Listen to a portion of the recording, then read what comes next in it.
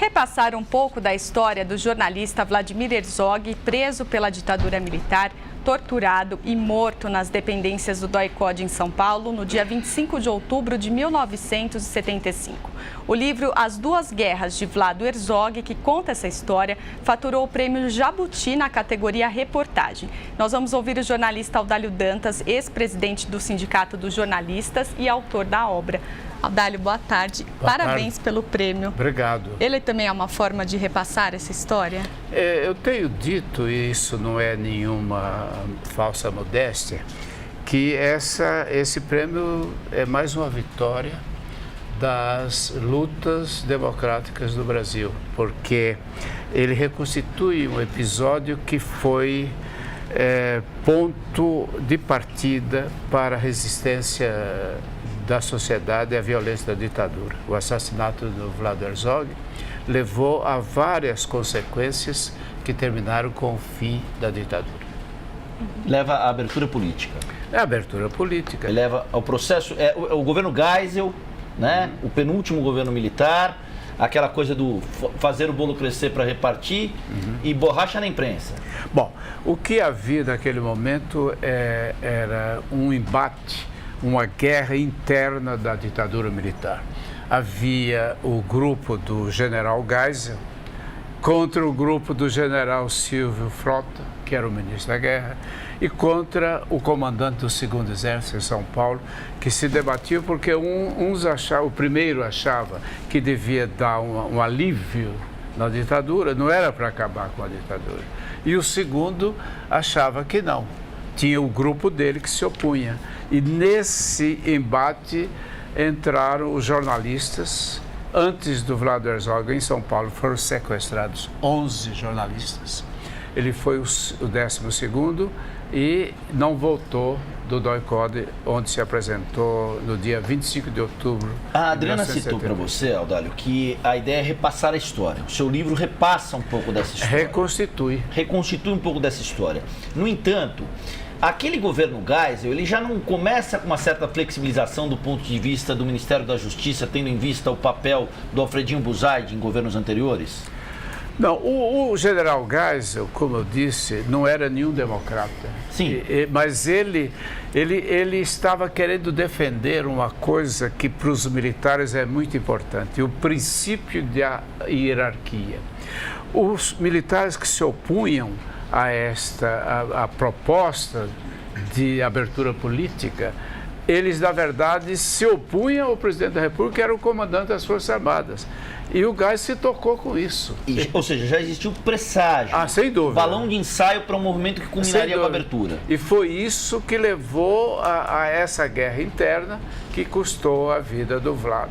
Mas é importante dizer que antes do Vlado, aqui em São Paulo foram presos, sequestrados 11 jornalistas e antes do Vlado foram mortos durante todo o período militar 21 outros jornalistas. Sim. O que aconteceu é que naquele momento o Sindicato dos Jornalistas protestou, não aceitou a versão do suicídio e aí a história se desdobrou desde então.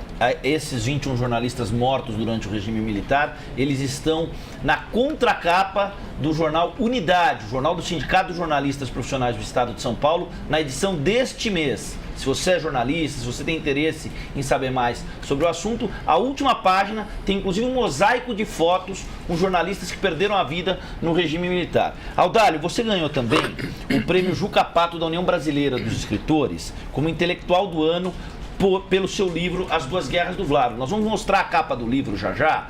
Eu queria que você falasse o seguinte: por que as pessoas devem ler o seu livro no momento em que a família conquista uma certidão de óbito que se restabelece a ideia de que o Vladimir Herzog foi morto, assassinado e não cometera suicídio nas dependências do DOPS, como havia sido citado. Além disso, no momento em que a gente acaba de inaugurar uma praça aqui ao lado da Câmara Municipal, que dá o nome de Praça Jornalista Vladimir Herzog. Por que as pessoas devem ler seu livro?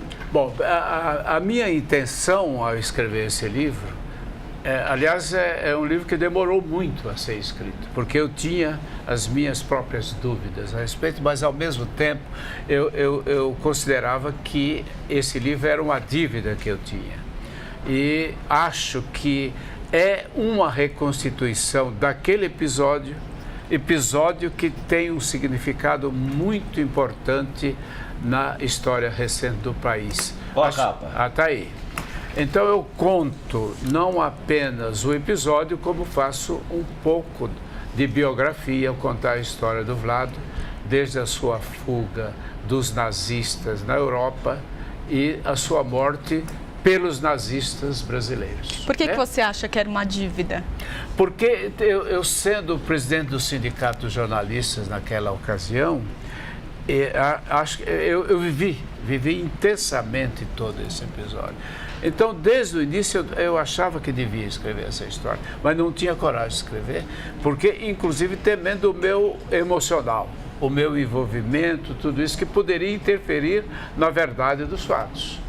Mas eu acho que esse emocional terminou ajudando a que esse livro tivesse uma força muito grande do ponto de vista de narrativa. E aproveito para contar a história do Sindicato dos Jornalistas, que tem uma história lindíssima de resistência democrática, e me utilizei muito de um trabalho de um querido companheiro que se chama José Hamilton Ribeiro, que escreveu a história, está aqui presente, escreveu a história do sindicato, e eu me vali muito do trabalho dele. No momento de tietagem, que eu não sei se cabe, eu sempre digo para todo mundo que o texto que marcou a minha vida se chama Uma Vida por um Rim, Prêmio ESSO de Jornalismo Científico em 1967, escrito pelo Zé Hamilton Ribeiro. Eu gostaria de ter escrito essa reportagem. Na minha opinião, uma das maiores reportagens sem dúvida, escritas na imprensa brasileira. A saga de um japonesinho que estava na fila do transplante do rim no Hospital das Clínicas de São Paulo em 1967. Belíssimo texto. E que legal, que dobradinha, hein, meu Pelé Garrincha? Como é que você se sente nesse sentido? Pois é. É Messi Neymar, é Pelé Garrincha? Qual é a ideia? Nós fizemos, o Zé e eu fizemos algumas matérias juntos. Nós praticamente começamos juntos na Folha de São Paulo, né? E fizemos alguns trabalhos juntos. Um deles foi para o Prêmio S e nós perdemos no empate. Empatamos, não sei qual é. Então é uma das minhas histórias. Com muito prazer eu conto isso. Audálio, para finalizar, como é que você avalia os trabalhos das comissões da verdade aqui da cidade de São Paulo, do Estado, e a Comissão Nacional da Verdade? Bom, eu costumo dizer que a Comissão Nacional da Verdade veio muito tarde. Ela veio muito tarde, mas ainda bem que veio, não é isso? E aproveito para dizer que os governos democráticos, desde 1986, depois do final da ditadura, não tiveram a devida coragem. Aí entra o Itamar, entra o Sarney, entra o Fernando Henrique em 2 mandatos, entra o Lula em 2 mandatos e, finalmente, uma mulher, Dilma Rousseff, institui essa comissão. Ela veio tarde, mas veio, e o grande valor dessa comissão é ter restabelecido a possibilidade do debate. O debate sobre o período militar, que muita gente esqueceu. É preciso que a gente não esqueça.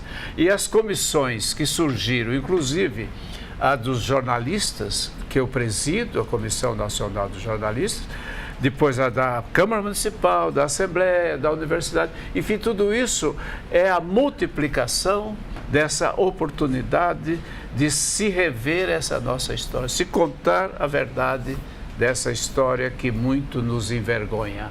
Legal, Audálio, muito obrigado pela atenção.